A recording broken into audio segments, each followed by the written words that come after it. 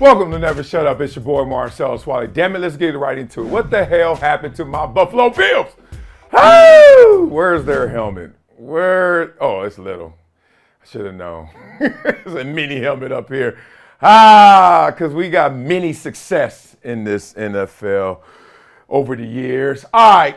Obviously, y'all know I was drafted to the Buffalo Bills, so I knew about their history and it being a story franchise, more infamous, more for coming up short than accomplishing it all. So I remember being drafted there. My first thought was not about wide right, was not about the Super Bowl.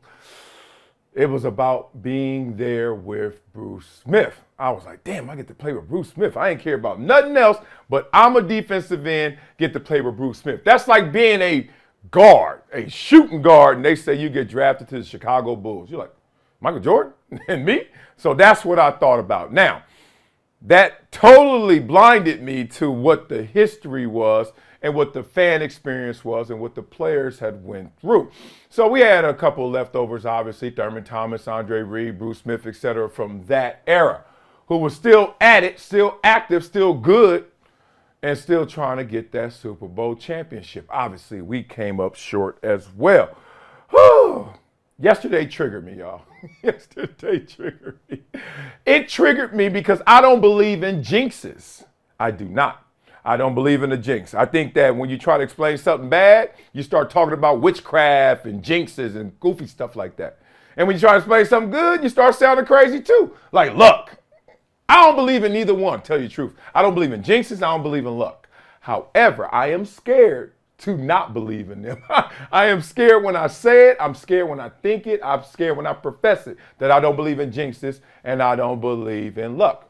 Last night, for all y'all saying that the Buffalo Bills, who came up short of field goal to the Kansas City Chiefs, is jinxed, I remind you, when Kansas City was going in to try and go up 2 scores, they fumbled on the goal line. Who recovered that? Who gets that touchback? Buffalo Bills.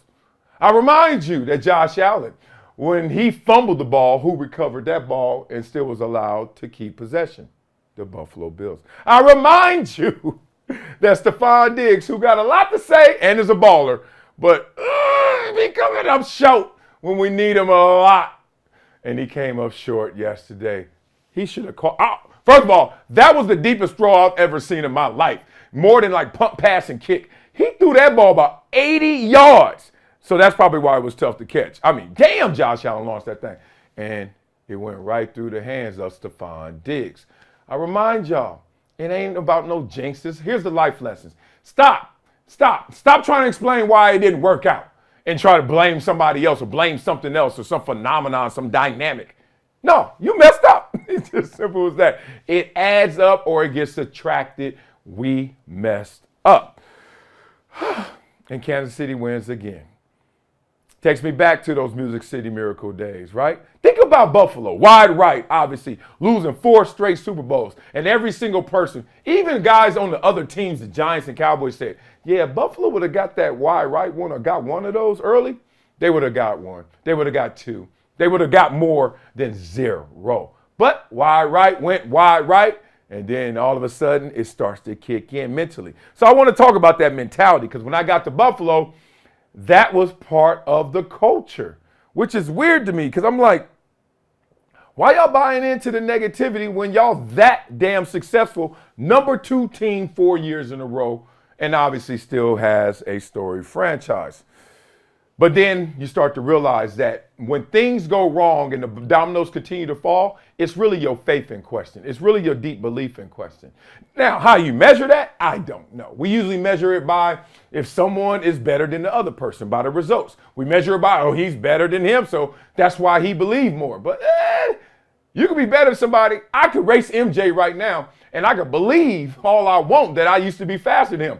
He'll smoke me right now, especially with this right hip. He's smoking me. Belief only goes so far, right? It has to connect to other things. What is the disbelief? What is the lack of faith connecting to in Buffalo? Here we are.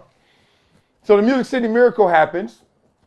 We're up. It takes a miracle from the universe to stop us. We're up. 1 play left. All we got to do is kick the ball, tackle them. We win. What happens? Tennessee runs it back. Buffalo loses. Y'all remember that 13-second game against the Kansas City Chiefs a couple years ago? I was sitting there on the couch with MJ and screaming, losing my voice as I do when I'm hyped. And I was like, I can't believe we're going to win. And we didn't win. He went the whole length of the field and they won, right? Last night, let me give it to y'all real. My son was sitting next to me again, and it was time for the field goal. And I saw how straight it was and how he lined up. And I started thinking about the conditions. I started thinking about it's the Bills and it's a history. And right when they were about to snap it, I looked at MJ. I said, he gonna miss this kick. And I turned my head, and it was straight. And then I swear, the gushes and the gust of just culture, negativity, and just disappointment went, and that thing went wide right again. Why did I think that? And why did so many other people think that for real?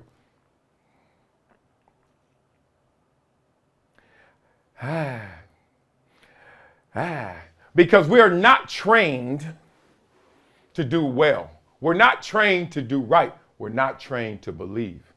You actually got to get trained to do the good things in this world. You got to climb the mountain in this world, right?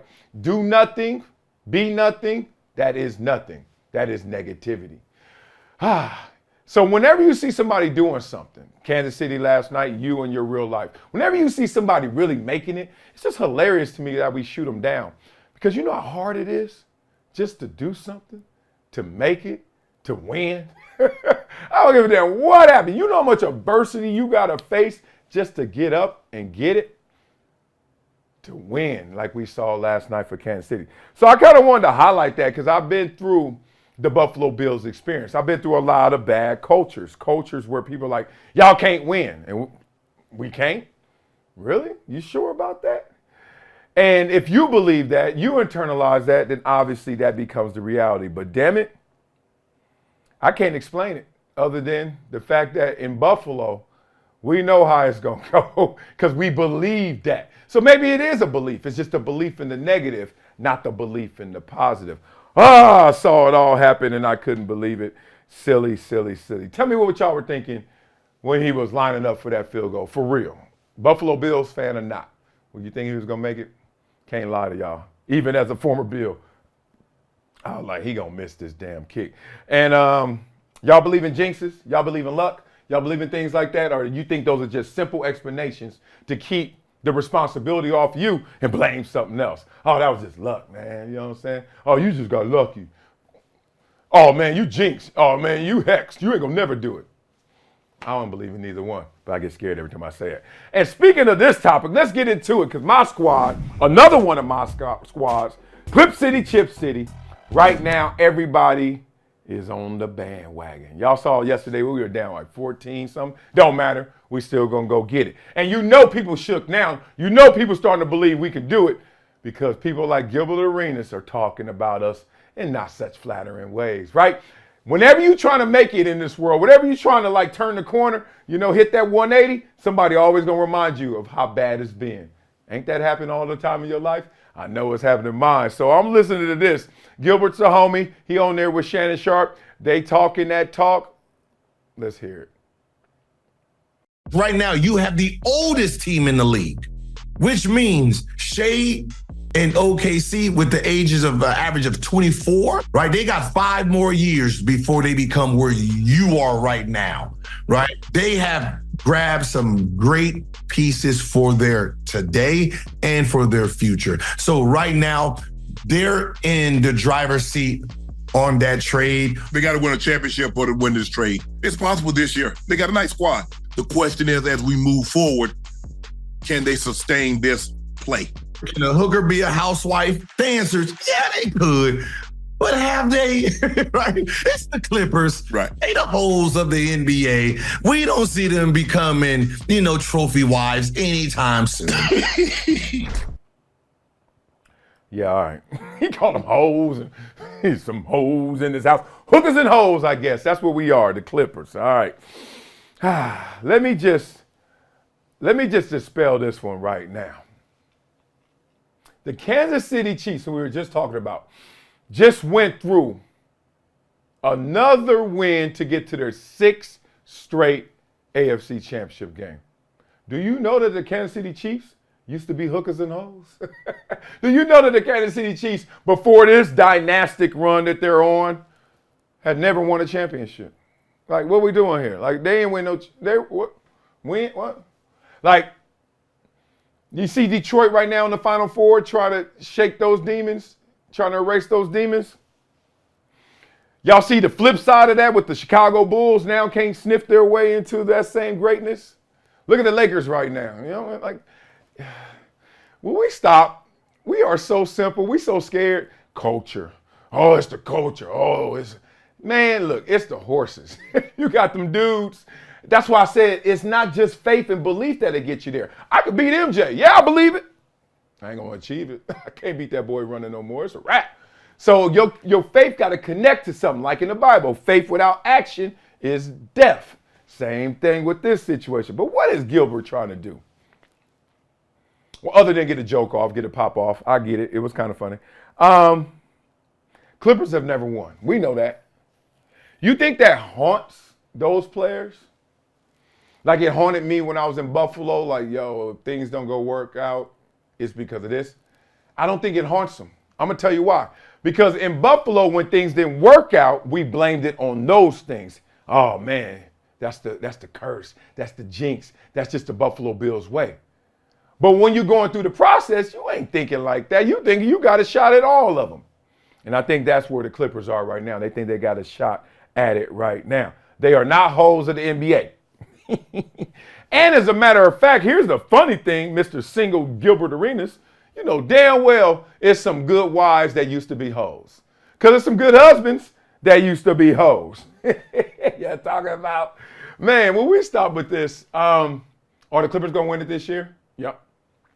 I'll tell you why they're going to win it this year. They got too much. They got too many levels. They got Kawhi Leonard top 5. They got Paul George top 20 if you hating. I say top 15. They got Russell Westbrook coming off the bench. They got James Harden leading them and getting in better shape and just getting acclimated. Coming downhill, you can't stop it, right? You can't stop them on pick and roll. Stop playing with it. Whew, silly. Then you got Norman Powell, Zubac, Theus. Like, you got dudes just coming out of everywhere. You're like, what? Man playing defense. They ain't even got to worry about him offensively, and he still can shoot. He can still play. Clippers winning it this year. Simple as that. Only thing that can make you say they're not is, one, they're peaking too early, and two, they just have never won, which we see with the Kansas City Chiefs over there eroding that situation, that statement. So here's the thing. What do y'all see in the Clippers' future? Y'all think they're going to win it all? Or are you like Gilbert? Hoes can't turn into housewives. When you know they're, ooh. I told y'all I've been at a couple weddings, right? I knew the bride, I knew the groom, whatever it may be, and I knew their history. So it's funny because, you know, you got to sit on different sides. On the church, you on this side, you on this side, groom side, bride side. We ain't really mingling like that until the reception. But if we would have mingled before, I could have told you, my boy got a pass. Or I could have told you, my homegirl knows some people. You know what I mean? So now we're going to act all surprised. Oh, I doing rice and all that and doves and pigeons. Yeah, whatever. Before that, they used to get it in them streets. So Clippers winning it all this year or not? Y'all tell me, because I think they are. All right, I'm getting dragged. Not really dragged. I like this. I like this because I think this beef is now actually making sense to me. It's Stephen A. and Whitlock. And y'all can say it's Whitlock versus Stephen A., but I think it's dual-sided. So Whitlock asked me directly, is Stephen A. Smith lying about something? Now, the whole getting recruited off of a tryout, that's a lie. Or if it ain't a lie, it certainly ain't the truth. Not the full truth, not the whole truth, nothing but the truth. Hell no. So I don't like to call somebody a liar when I wasn't there because I know I've been lied on before. You know, that's my reservation other than saying, no, you lying. But this is different. I don't like to jump into people's beefs. I don't like to insert myself in these conversations. I'm just not built for that, right? Because I don't know enough. It ain't because I don't want to talk about it. I like gossiping like the next person. Call it communication. I like talking trash about everybody. I like jokes. I like to clown people. Come on, y'all. It ain't that. It's just because I don't know enough. But this situation, I know a lot about. So Stephen A. Smith was talking about being protected growing up in the hood because of who he was. Let's talk through it. Listen to Whitlock. Marcellus, I want to play you this clip of Stephen A. talking about how he was protected in his neighborhood by the killer drug kingpin who lived across the street. And Stephen A. in high school was like, he said he graduated high school at 5'9", 130 pounds. He said he got held back in fourth grade. I got another video where he said his high school counselor laughed out loud at the thought of Stephen A. trying to go to college. But listen to Stephen A., who made his high school basketball team as a senior in high school at 5'9", 130 pounds, was only on the team for a month or two,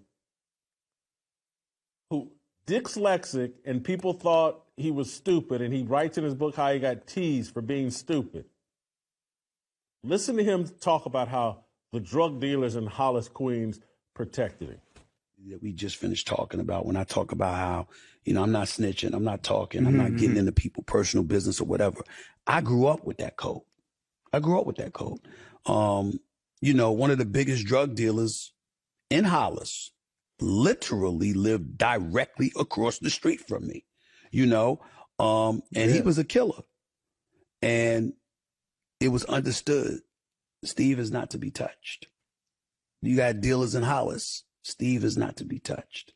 They understood that there was potential in me, and they literally threatened they were going to whip my ass if they ever saw me on the corner involved in the drug game in any way. They said we didn't have a choice. How did they know? How did they know that about you?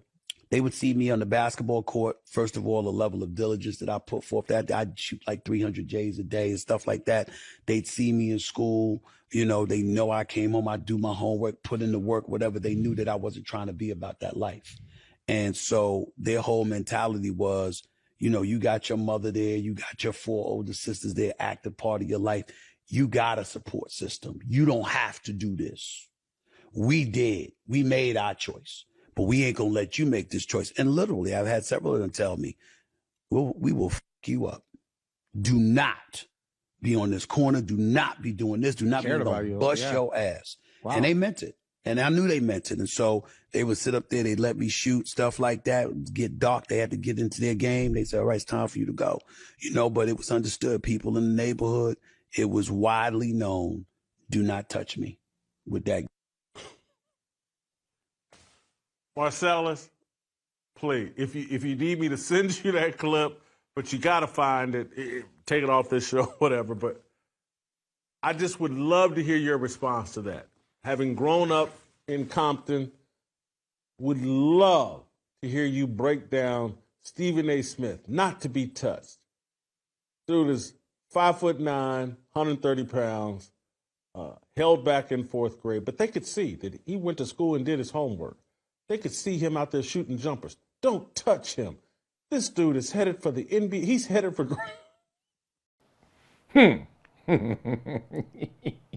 Woo! Why is there a hood 101 that people just love to just profess, to subscribe to? I don't even think the good question is he lying? I think the better question is, why is he lying? Because this reminds me of when I got to school and college, how everybody got more gangster and harder the farther they got away from the hood. You know what I mean? Like they go to these campuses and all of a sudden they start banging. Who didn't see that at their school? Like, dog, did you bang like that at school? See, I got to school and got softer. And people were laughing at me like, dog, you sure you're from Compton? You sure you're from the hood? I was like, what you want me to do? Bring that here, fool? I'm going here to get away from that to get somewhere else. And I ain't even apologize about it. People always had, I got pride from where I'm from, but at the same time, fool, ain't nobody trying to deal with all that. My family didn't raise their hand to be in the hood. The hood chose us because of circumstances, right? So I never got caught up in like, let me act hard and stuff. Whatever. But I noticed it. I know my guys who came from Anacostia, my guys who came from Anderson, and I know how hard they had it, and I know how hard they still were wearing it. And I was like, dog, why don't you drop some of them layers, bro? Why don't you let some of that back? Leave that back there. They wanted to bring it there. All right, cool. Everybody wants to start it from the bottom story, the Drake story, you know what I mean? Everybody, I'm down because I'm from it. I'm from the bottom. And I'm like, you affluent. And I'm so glad that I was this guy in college, because now I'm a better father in this moment to my kids who are not from the hood, right? My kids are from Studio City and Encino, where Michael Jackson grew up and lived or whatever. So I'm like, is Stephen A. Smith lying? Let's talk about what a drug dealer would and would not do living across the street from you. Okay. The kingpin, drug dealer, drug lord, whatever you want to call him, he is going to look out for people, but he going to look out for certain people. Obviously his family, right? He going to look out for his family. He going to look out for his for real friends, right? Not associates, for real friends. You got to remember this competition, bro. Capitalism at its finest, and it's manipulative, right? He got to take care of his by taking advantage of others. So if you really his friend, you family, you good. And then there's always that exception, that lane. And even I wasn't a part of this lane, but I still got protected. The lane is, I see your future. Here's what's hard to believe about what Stephen A. Smith is saying. Didn't seem like he saw his future and nobody else saw his future, according to Jason Whitlock and his research. According to Jason Whitlock and what he's been saying. According to what Stephen A. has been saying. Ain't nobody looking out for you when they don't see no future in it. Ain't no future in your front, right? Never was, cuz. What MC Breeze said, right? So the question is, was he family?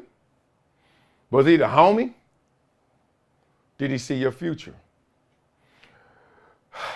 So I think what Whitlock is trying to do is say, look, this man will go to no end to lie, to exaggerate. Therefore, why take him seriously? But here's the counter to that. We don't take him seriously. He's a sports media entertainer. Like me, like you. Like, how serious are we taking him? But then Whitlock counters that and says, wait a minute. See, this is Whitlock. People don't understand this about Whitlock. He has such influence. People actually listen. People actually believe him. Now, people listen and believe Whitlock too, but he ain't talking about him. He talking about to a grand scale. Told y'all, he always going to attack those who are at the highest, right? He's going to look at the idols. And Stephen A. Smith is an idol. And he's like, you better be real. This story to me just sounded like Hood 101, where everybody who leaves that situation talks about it in such crazy ways. Like, I don't glorify it. I will give you receipts of what I went through, but glorify it? Hell no. I was a punk on purpose. Because I thought that was the best way to survive. I wasn't going to out-gangster these real gangsters. I wasn't going to out-hard the real hard ones. Dog, I'm talking about for real. I'm talking about really there. And I got protected because, one, I did have family. I told you about my uncles. Told you about their friends and all their homies and those from the hood and set. But what protected me was they saw my future. My sister, my family on one side, like, don't mess with them because we going to beef. So nobody waking up wanting to beef. You're going to beef through your day, but you ain't waking up yawning with beef.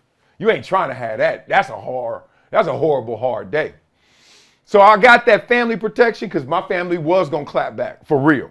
And they did in a couple incidents growing up, couple incidences. But I got a future and it was bright and it was seen from hell low. Just wondering like how Stephen A. got in that position based on the words and based on what he went through, based on what he said. Now, if you saw the clip, there was a lot of head nodding. There was a lot of this. Well, I remember, oh man, y'all, the body language experts. Remember those? And Cass used to be like that. I used to have coaches used to say that. This weekend, guys, I'm telling y'all, we got them. I'm like, dog, you all right, coach? Why don't you affirm that instead of negate that with your body language? Ah, man. So I think Whitlock and Stephen A. going to keep this going. I'm going to sit on the sidelines and just laugh at it. And when I get inserted, I will give you my 2 cents. But I think that right now, there was a time, a desperation for Stephen A. where he went all in on all things he knows that works, whether they were true or not, whether they were him or not.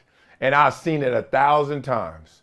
I've seen it too many times where everybody want to claim that story. I think it's sad because I think it really handcuffs, especially black people, to that story. When the hood ain't exclusive to the black community, ain't exclusive to black people. It ain't exclusive to anybody but to somebody who is challenged, suffering, going through it, adverse. So, all in all, I declare that this story doesn't pass the smell test. But what do y'all think, man? And y'all burnt out on them beefing? I am not, because I like the Hunger Games of it. I like the fact that they's like, whoever gonna be the champ, whoever gonna have the masses, whoever gonna have the voice, gonna have to earn it. And this is not about just viewership, because y'all gotta remember, you need people who are supporting you, evangelists. Remember, sometimes you got a lot of people who rock with you, but none of them gonna roll with you. They ain't gonna ride with you. They rock with you, but they don't roll with you. They don't ride with you. And then there are people who got evangelists, right? You ever see that? Somebody got 5,000 followers, and every post gets 400 comments. Then you see somebody with 1 million followers, and they get like 200. You're like, how is that working? Some people got evangelists, and some people just got people just riding with them, rocking with them, rolling with them. You got to know the difference. You got to know that simplicity. So y'all rocking with Stephen A? Y'all rolling with Whitlock? Where y'all at with this whole conversation? I like it. I got my popcorn ready. I got the cotton candy out. Tell me what y'all think about it. And there's some questions right here. Would you say Stephen A is just a liar? No. He lying on this and a couple other things, but he ain't no liar. I hope not. Coming up next on Never Shut Up. Beat it up in the comments, y'all. Let's talk through this and funk up the comments and hit you with a Wileyism. That's next. Never Shut Up. Brinks TV and Reese TV. Some fresh sweatsuit, huh? Admit it. Let's see you. Why?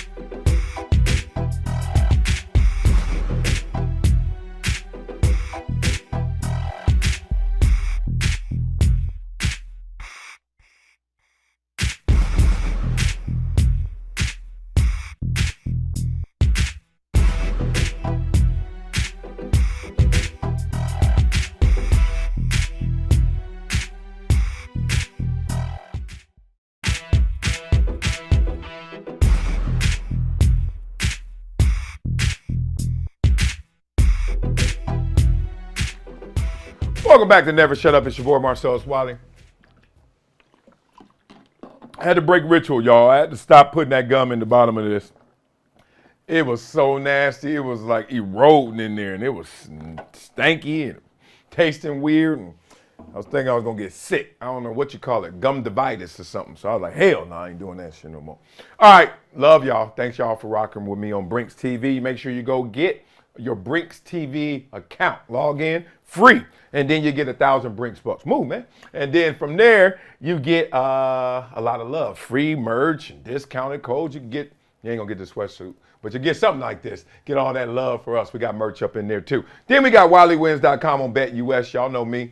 Did I predict every game? Yeah, nope. I thought Detroit was going to lose and Tampa Bay lost. So I lost one this weekend. Other than that, nailed them right there. Make sure you go to WileyWins.com. I will give you a 125% sign-up bonus if you do it. And also, ProjectTransition.org. My baby, my heart. Help the itty bitties. Tomorrow I got to go to a juvenile hall center.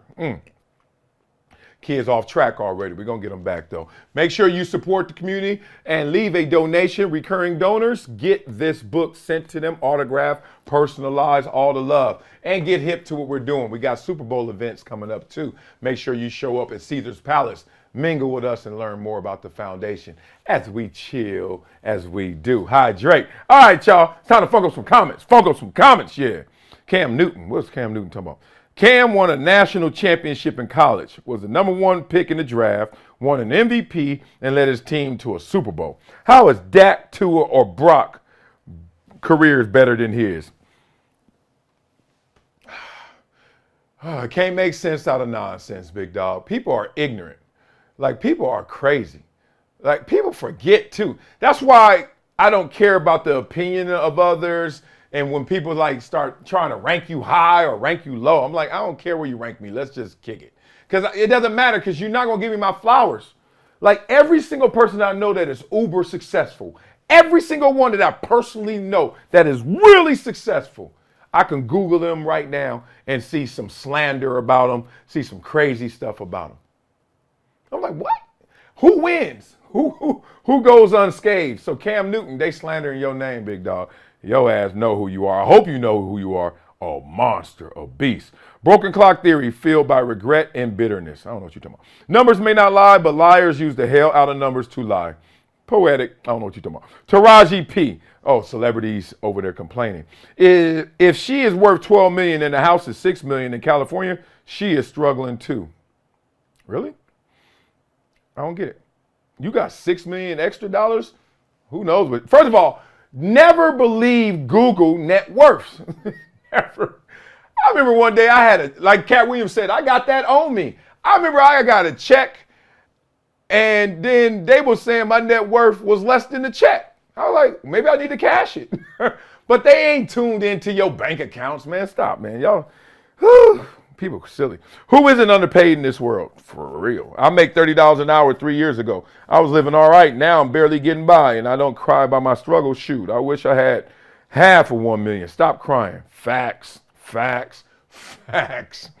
This is why if you're rich, you need rich friends so you can complain about stuff and get sympathy. One of the reasons why it took so long for college players to get paid NIL money was because the NCAA knew it would be hard for regular students saddled with debt to sympathize with athletes who got full ride scholarships and were treated like gods on campus, even if those students were being exploited. Woo, you preaching to it. You preaching.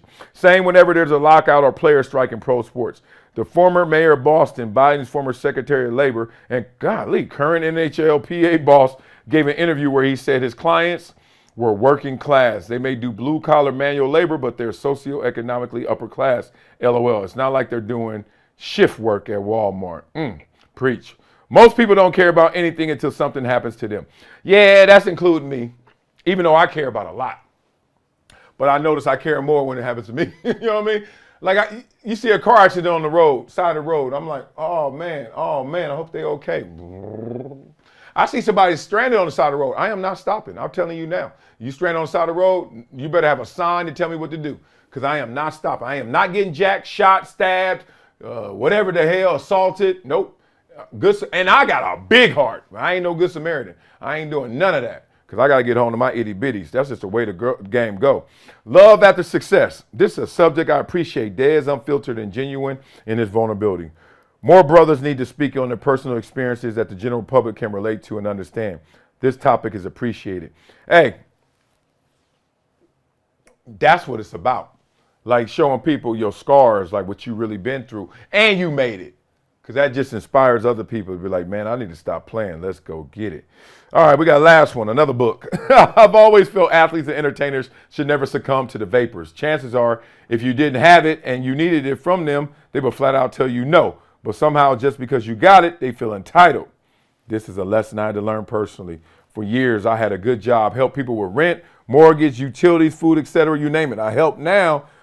I'm not doing so great anymore. And guess who I can't get help from? The same folks I bent over backwards for, but I have a mental Rolodex of who's who. LOL. That's it. That's all you can do. Keep a mental account of these suckers who flip-flop on you, because they are not there to help you. Now, partly because they can't help you, but a lot of it is they ain't even got the energy to help you. They just want to be helped.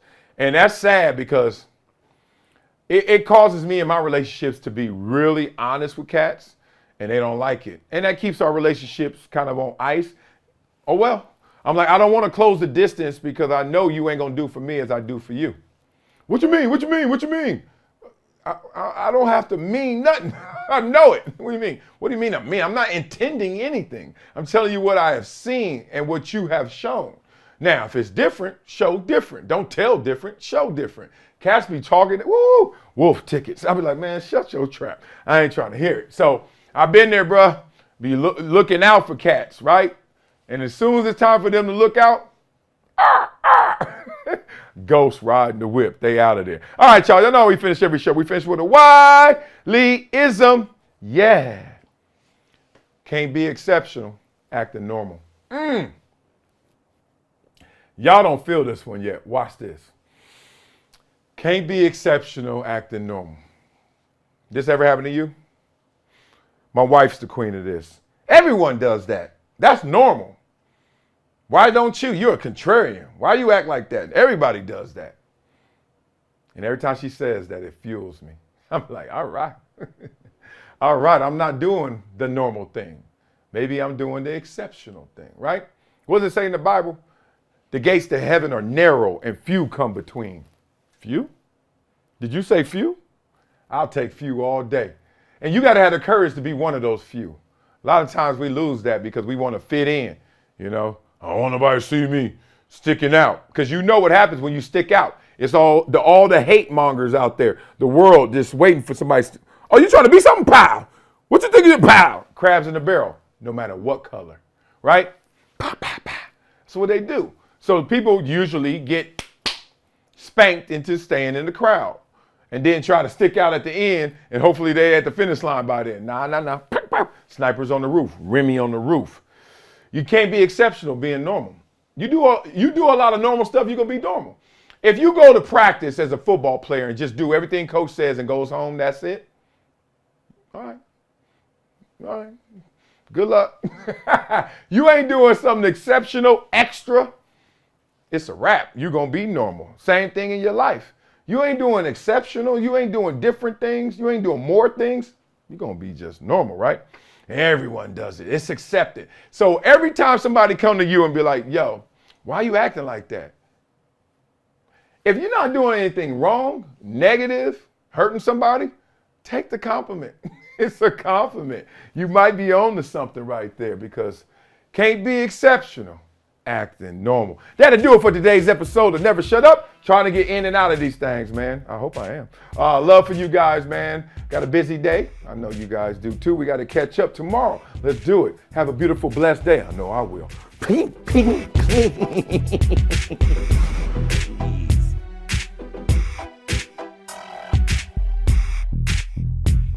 Stage a lot faster.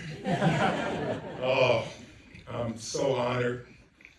I'm so inspired to be here, and thanks Shine Global for this award, to be recognized for doing the right thing, to be recognized for doing good things, and trying to inspire others for their own greatness. I'm just a kid from Compton who, at an early age, had to look inside to find my opportunities because on the outside, there were so many whispers and sometimes yells of I couldn't make my dreams a reality.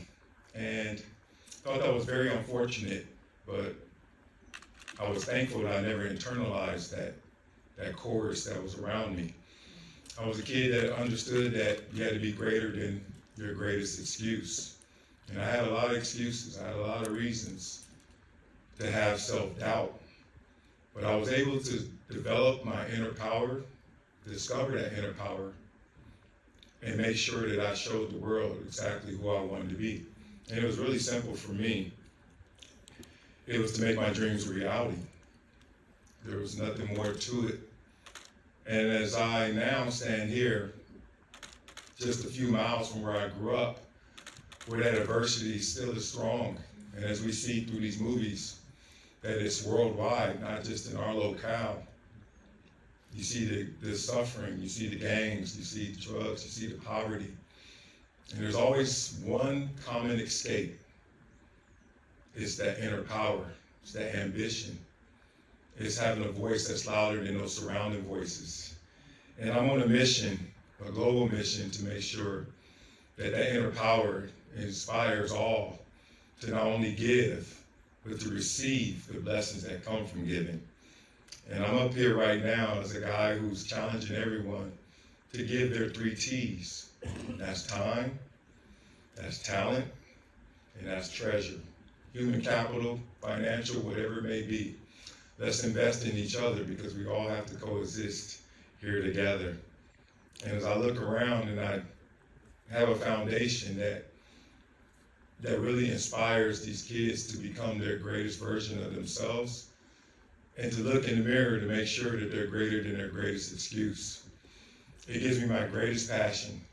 I was a kid who wanted to be a school teacher, but because of my height, weight, and speed, I became a football player. So I took that helicopter ride up as high as I could, but as I was ascending, I never forgot that I was once one of those fork-in-the-road kids who was shot at many times, who had to navigate around adversity every single day, who had to waste so much of his brain power just trying to get home every day.